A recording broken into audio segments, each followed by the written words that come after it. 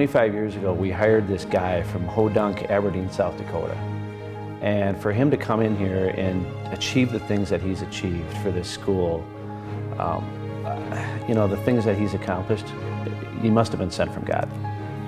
Well, I think the biggest job that Dick Engler had when he first became the head of the school was to bring the two cultures together, Sisters of St. Joseph and Christian Brothers. I called Sister Kay Egan, who was my advisor for my specialist degree, and she said, well, there's two positions open, one at Hill Murray and one at Cretin-Derham Hall, but that's a mess. We were in turmoil when Dick got here. We had had a merger with Derham Hall and two different cultures trying to merge, so it was a pretty stormy relationship for a while with the two communities. And he really brought stability and focus and a vision for the future. In his heart, I think he knows this school can have a great impact on students in the community, and he sees it every day. I interviewed with, I think it was about 8 or 10 on the committee, and spent the day at Cretin-Derham Hall and was immensely impressed with the student body.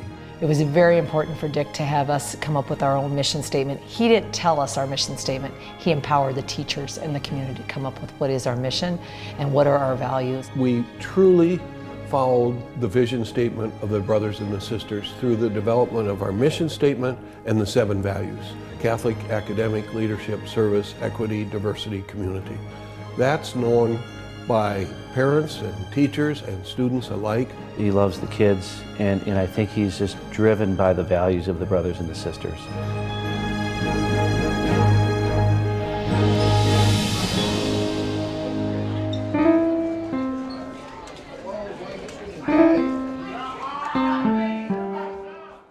I think in a lot of ways, if you wrote a book about Cretin-Derham Hall, you would begin with chapter 1 about Dick Engler. It's his love of the kids and the potential he sees in every one of them. Tries to make sure every kid feels welcome and appreciated and noticed. Just his love of young people and his commitment to accessibility for all students. It's all about the students, and he shows it, and it's just in every vein in his body, he believes it. I think the biggest difference maker for Dick has been his passion, the passion that he would bring to the school every day. And it was his passion, I think, that really was able to inspire the faculty and the students and everyone else connected to Cretin-Derham Hall. You know, there are very few people like that in the world, whether it's in business, whether it's at universities, whether it's at high schools. And you know, what makes them tick is very difficult to figure out. Probably the challenge and the fact that he actually really loves what he's doing. He's got a quality I've never seen in anybody. He believes in this place, and when somebody feels that way about an organization, then it's easy for them to get out of bed in the morning and say, wow, another opportunity. Day after day, I've just loved being here. He's a man of deep, deep faith. He has a deep and abiding love for the church and for Jesus Christ, and he really wants that to be what Catholic education is about at Cretin-Derham Hall. I like to pray, and I get solace and comfort and strength from prayer. And so it is part of who I am. Dick's he's a very religious person. So when you talk about the charisms of the brothers and the sisters, he's absolutely committed to their mission. And most importantly, he's an incredible leader. God has always been there. And so it is essential.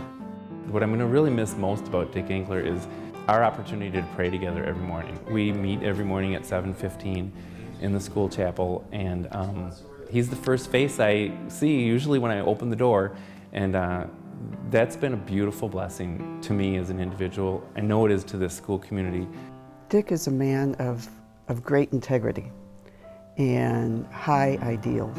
Every decision that Dick made was based on students, and if it was going to make their education better, if they were going to achieve, if they were going to be happy, if their faith was going to grow, he would go back and look at that for everything he did.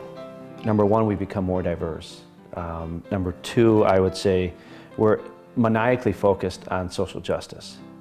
And number three, we're financially secure. He's living out what he believes. I think he truly cares about Cretin-Derham Hall. It's not just a job.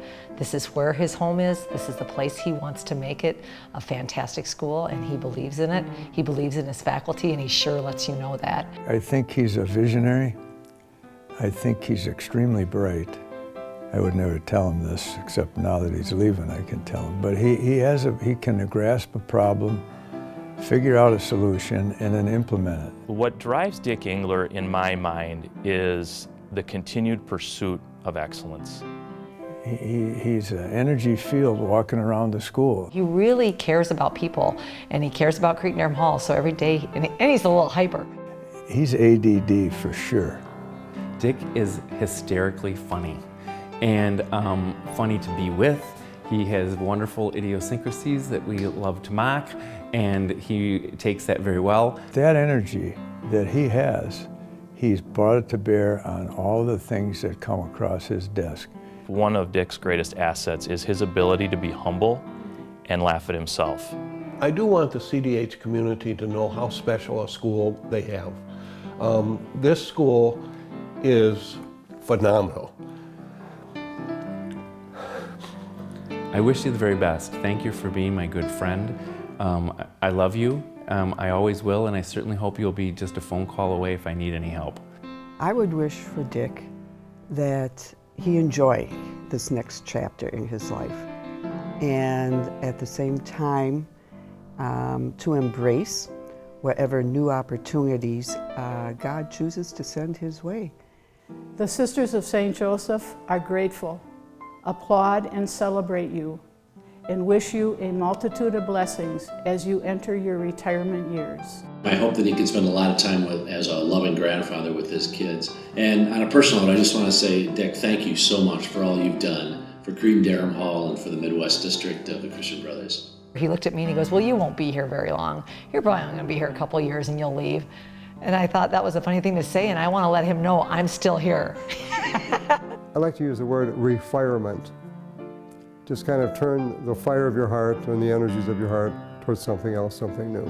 The passion that he brings to everything he does is so valuable to our community. I hope he doesn't lose that.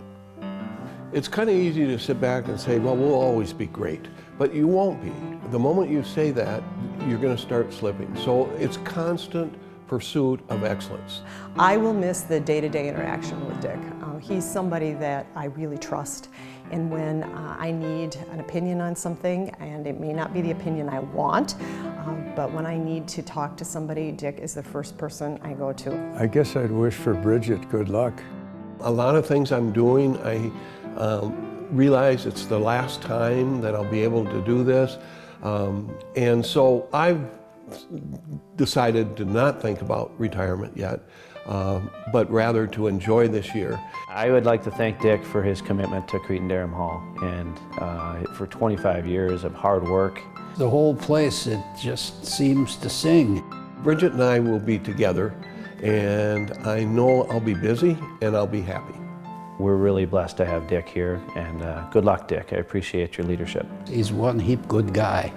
When you touch thousands and thousands of lives, it's like a ripple in a pond, and his impact will just go on and for generations. Thank you. That's all I can say is thank you for the many years of support and love. So it's been great.